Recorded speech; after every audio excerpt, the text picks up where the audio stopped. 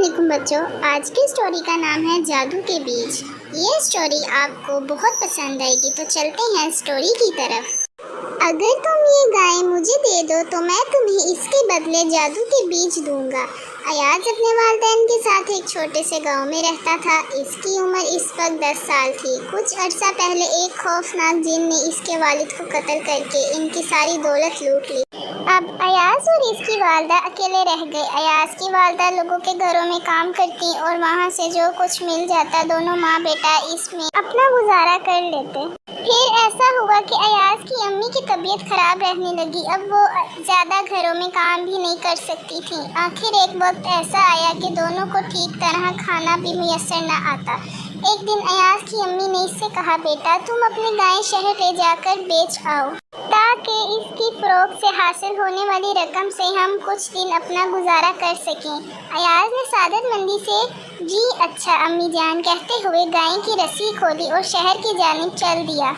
अयाज ने अपनी आधा रास्ता ही तय किया था कि इसको एक शख्स ने आवाज़ देकर रोका और पूछने लगा, तुम इतनी अच्छी गाय लेकर कहाँ जा रहे हो? अयाज ने कहा, मैं इसको फरोख्त करने करीबी शहर ले जा रहा हूँ।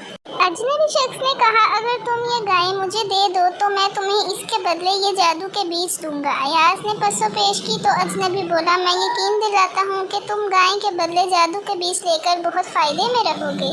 अयाज ने इस शख्स को गाय की रस्सी पकड़ाते हुए जादू के बीज अपनी मुट्ठी में दबा दिए और घर की तरफ भाग खड़ा हुआ। घर के दरवाजे पर पहुंचकर इसने अपनी अम्मी को जोर जोर से आवाज़ें देनी शुरू कर दी। इसकी अम्मी ने कमरे से बाहर आते हुए पूछा, तुम इतनी जल्दी गाय फरोख्त कर रहे? तो अयाज ने बताया कि इसने जादू के बीजों के बदले गाय दे दी। ये सुनकर इसकी अम्मी बहुत खफा हुई और इन्होंने गुस्से में जादू के बीज फेंक दिए। अयाज रोता हुआ अपने कमरे में चला गया और कुछ देर यूं ही रोते रोते सो गया। अयाज जब सोकर उठा तो इसे बहुत भूख लगी हुई थी। अचानक इसकी नज़र खिड़की से बाहर गई तो वो ये देखकर हैरान रह गया कि कमरे की दीवार के साथ एक इंतहाई खूबसूरत बेल उगी हुई थी। बेल इतनी ऊंची थी कि इसका ऊपर वाला हिस्सा आसमान के अंदर जाता महसूस होता था। अयाज खुशी से चिल्लाते हुए बेल के ऊपर चढ़ने लगा। इसकी अम्मी ने इसे रोकने की बहुत कोशिश की, लेकिन इसने एक न सुनी और बेल के ऊपर मुसलसल चलता। काफ़ी देर बाद इसे महसूस हुआ कि एक दरवाज़ा है। अयाज इस दरवाजे से अंदर दाखिल हो गया। अचानक एक बहुत बड़े हाथ ने अयाज को उठा लिया और गरजदार आवाज़ आई, लड़के तुम कौन हो? यहाँ क्या करने आए हो? आवाज़ सुनकर अयाज डर गया और खौफज़दा अंदाज में कहने लगा, मेरा नाम अयाज है, मैं बहुत थक गया हूँ और मुझे भूख भी बहुत लगी है। क्या तुम मुझे कुछ खाने के लिए दे सकती हो? वो बहुत बड़ा हाथ दरअसल जिन की बीवी का था। जिन की बीवी बोली, खबरदार आहिस्ता बोलो, मेरे खामद को इंसान पसंद नहीं, वो इन्हें देखते ही खा जाते हैं। ये कहकर इसने अयाज को डबल रोटी और जाम खाने को दिया। अभी वो खा कर फारिग ही हुआ था कि जिन की बीवी बोली, जल्दी से इस अलमारी के अंदर छुप जाओ, मेरा खामद आ रहा है। अयाज भागकर अलमारी के अंदर घुस गया। जिन ने कमरे में दाखिल होते ही जोरदार आवाज़ में कहा, ही हा हा हा हु, मुझे इंसान की बू आ रही है, जल्दी बुलाओ, किधर है वो? मैं इसको खा जाऊंगा, मुझे बहुत भूख लगी है।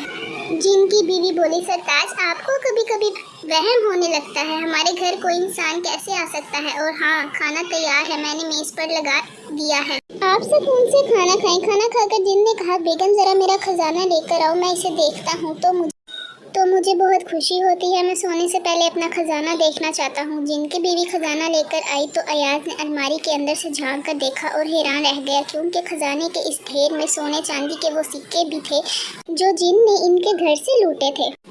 कुछ देर बाद जिन गहरी नींद सो गया तो अयाज ने सोचा, मौका अच्छा है, अब अलमारी से निकलना चाहिए। ये सोचकर वो अलमारी से निकला और तेज़ी से इस मेज़ की तरफ गया जिस पर दौलत का ढेर लगा हुआ था। अयाज ने जल्दी जल्दी सारी दौलत थैले में भरी और भाग खड़ा हुआ। अचानक इसका पाँव रास्ते में पड़ी किसी चीज़ से टकराया।